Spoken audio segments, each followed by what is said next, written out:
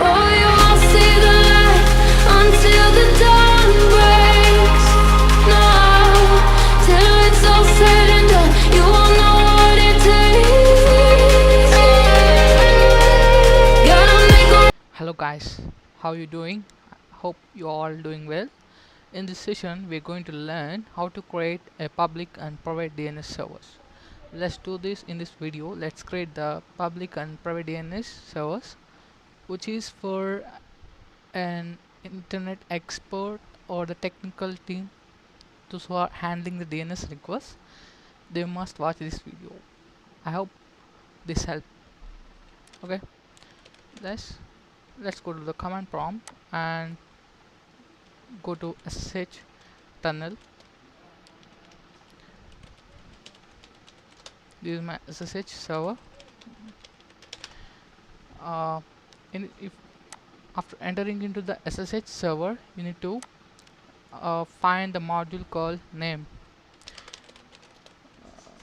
by typing systemctl status name.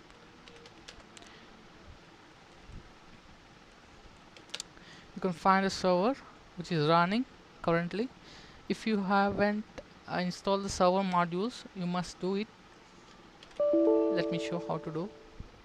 First type the hostname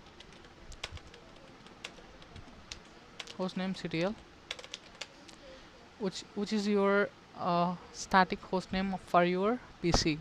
For my PC, this is lan10.linuxcloud.com. If you want to change the hostname, you just type hostname ctl set hostname lan11.linuxcloud. After entering this command, you can change your hostname for your PC. Let me check whether the host name is changed or not by typing hostname ctl. Yeah, here you can see the hostname is changed to lan11, but I'm going with lan10 because my DNS set on lan10 hostname, so I'm going with lan10. Okay, you can check hostname ctl. Sorry, yeah, this is the hostname ctl. This is lan10.linuxcloud.com. For installing the DNS module, first you need to type yum install bind and bind utils. After entering this command, you need to you can find the modules. You can choose the module to install, or you can remove by typing purge if you are already installed. In my case, it is already installed and no need to install anymore. Okay, let me check for the updates. First, basic thing, when you're using a Linux platform, you must check for the updates or the upgrades for your PC. In my case, it is all up to date and some of the modules get updated. Yeah, it takes a little time to upgrade the packages. Yeah,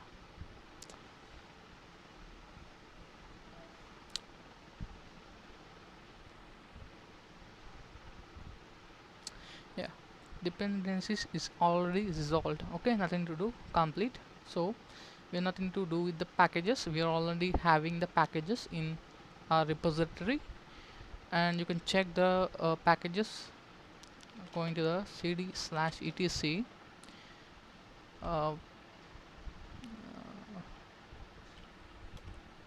cd where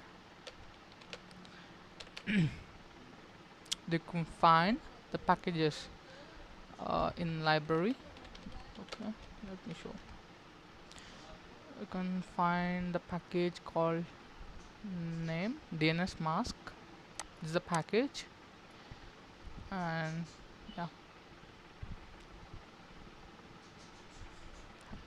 this will just make clear the thing. And after installing, you need to allow the port 53. Basically, DNS server runs on the port 53, which is TCP and UDP, which stands for the transmission control protocol and the user datagram protocol, which is the two versions for the DNS. You have to choose the both has to be enabled on your server PC. For that, I'm typing the command firewall /cmd permanent add port equals 53 by TCP. This is for TCP, which is already enabled, so it's showing the warning that is already enabled port 53. And in the same way, we have to enable UDP, which stands for user datagram protocol. Yeah, it is already enabled, so it shows the warning and the success message. And you need to reload the firewall. For that, you need to type command firewall cmd reload. Okay, yeah, this is success. Okay, after this, you need to this is the firewall rules, whatever that you are enabled on your server PC. So that I am doing firewall -cmd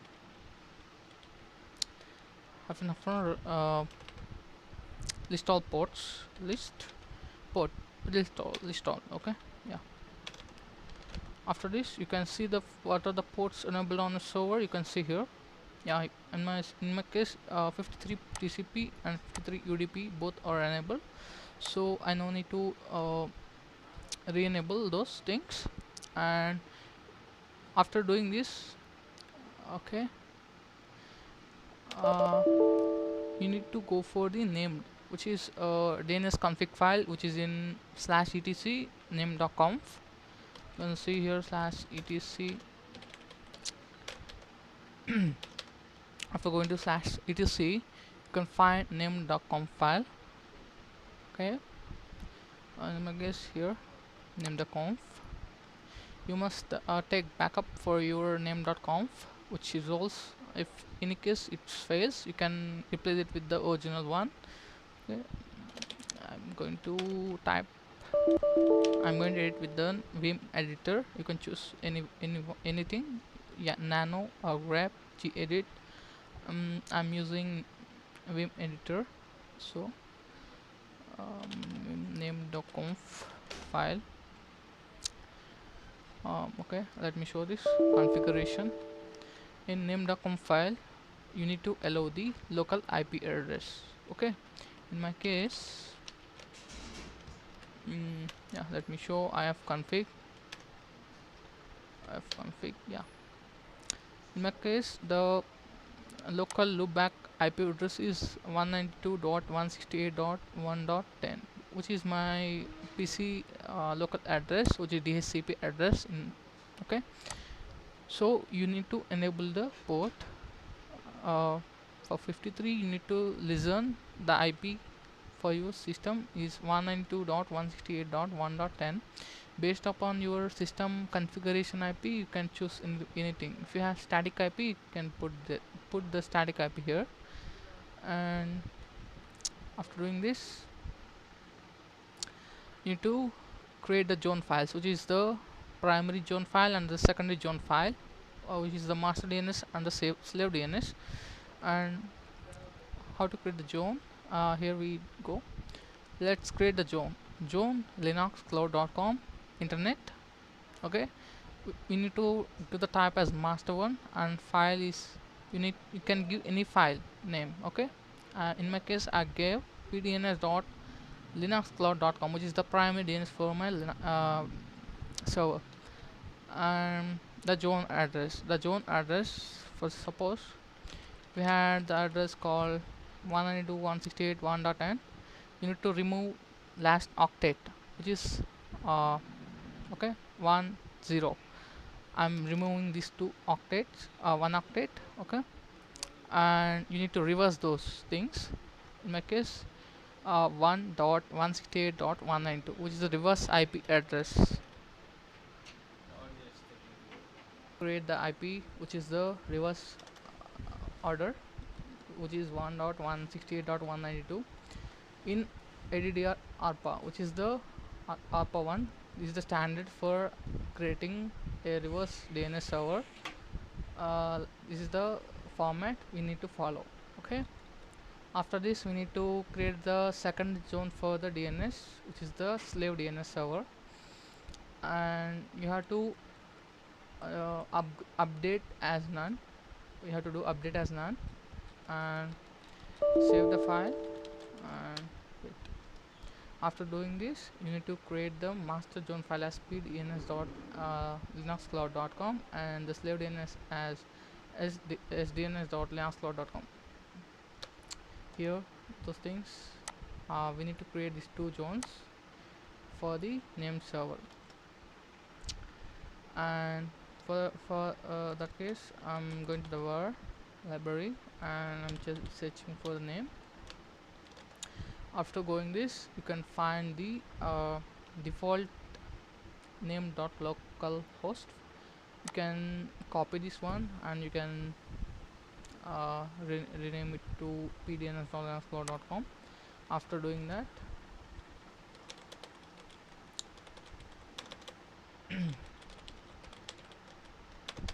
after doing this, you can find this type of records in the local file.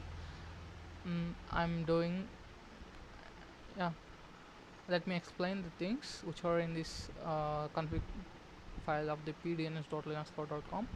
This is the host name for my PC server, or this is the host name for my server, and this is the service of startup authorities. Okay, this is the startup authority. IN stands for the internet. Okay, and this is the internet address, and the name server is my host name. This is my server PC host name. Okay, and you can see here the A record, which stands for the IPv4 record, and you can choose the IPv4 record. Depends upon the number of servers you had in your office or your in your laboratory or somewhere. Okay, you have to create the servers for the local IP, and you can give the records here. And these are the C names. We'll call it as the canonical names for the server, which is the pre-defined names, like server names for your original name. Okay, and this is the server name, C names, and you can give the records to the C names as well. Okay, let me explain those things coming up tutorial. And we have to configure the secondary DNS. Okay, these two steps are in the secondary DNS server, which is the ptr address, which is referred to the pointer address or the pointer record. And the same way we have to create this startup authority as well for the secondary DNS server. And same as for the secondary DNS server, we need to resolve the name server, and here we need to change the A record to the PTR record. PTR records points to the domain, which is your domain name. Okay, DNS domain name, and these are all the C names as you have told before. And these are the last octet. Coming to here, you have to remove last octet to the ARPA resolver. So you need to put this last octet in this secondary DNS in PTR address. So here you can configure it to the host names like LAN 10, or I have another server which is client, and I have given for the client. You can it depends upon your server. You can give it here is LAN 10, no worries.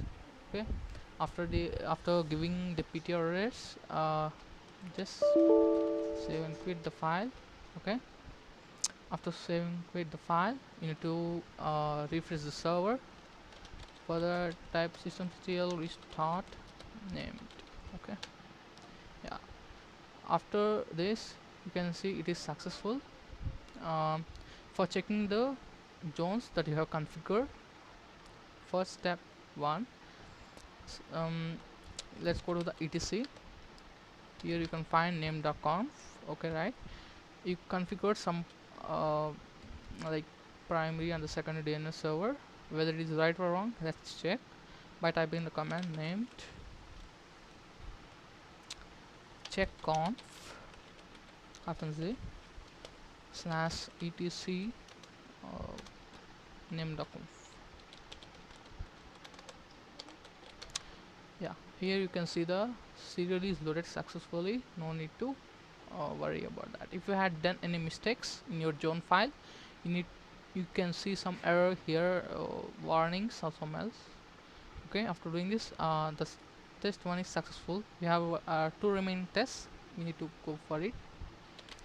Go for named conf, check zone, and yeah, going to check zone forward / var named DNS dot com. Yeah, you can see the zone loaded serial 0. Okay, there is no error in my config file. And let's check for the second config file, which is sdns. Yes, loaded serial 0. Okay, all tests are passed, so our DNS server is ready to rock and roll. Okay, I'm again restart my DNS server named. Yeah. Here you can see successfully restarted, and yeah, we are ready to go. Okay, let me show the files which were in var named. By using cat command we can read the files. Okay, yeah, here you can see CLI123 something, desktop, client, host. We try to resolve these things using the private DNS server. Okay, let's do this. Go to the IPv4 function and change your DNS servers. In my case, I'm going with a private DNS called 192.168.1.10, which is my server IP. And yeah, after doing this, open Microsoft Edge or some browser using Microsoft Edge for this. Okay, we are trying to resolve. Suppose CLI 123 dot. Oh, as I told before, this is the CNAME for you, domain name. In my case, the domain name is linuxcloud.com. Okay, this is like the surname. Okay, linuxcloud.com. Yeah, let me. Yeah, it is going to the server which is located in my server PC, which is the web server. It is replying to the web server. It is loading some content which is on the web. Yeah, some content in the web server. Okay, like lantern, you can give it lantern. Yeah, you can load up the site, some other some same thing. We have the same IP address, right? 192, same thing will load up here. Yeah, nice. This is the working of the private DNS server. And let's go to the public DNS server. Before going to the public, you need to check for your IP. You can type find my IP. Okay, in my case the DNS is always the private one, so I'll show. Okay, let me show it. Let me go to the public DNS, which is the Google DNS server I'm currently using. Dot 8. Okay, validate. Okay, no problem. And type find my IP. Okay, no worries.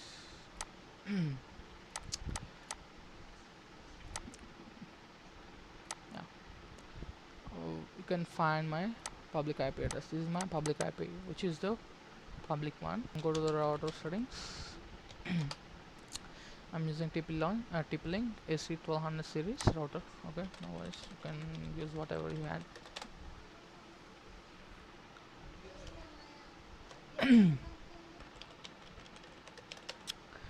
You need to log in your router and go for the advanced settings.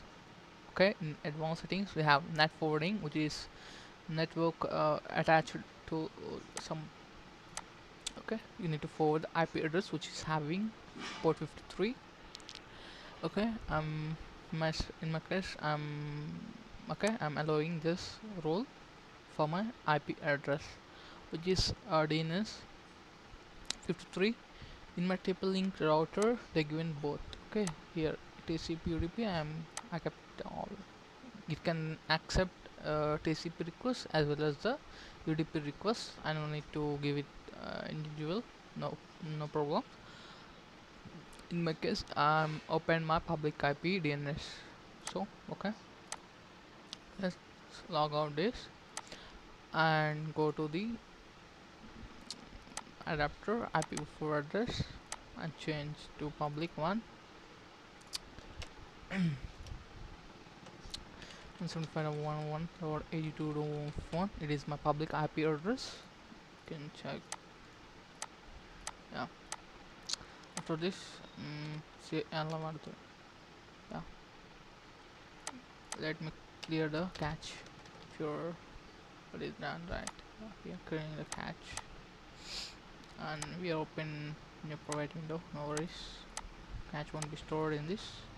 Still, I want to read on. Yeah. And same well, you can type in my case I have already given the mail host name. Okay, I have mail server, so it's loading the mail. And suppose the host dot nextcloud.com. It's load up the same page, which is CLI123.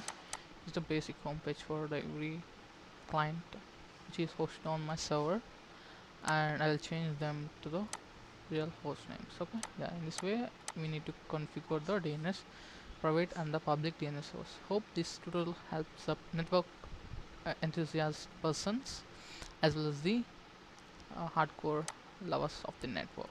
I'll see the light until the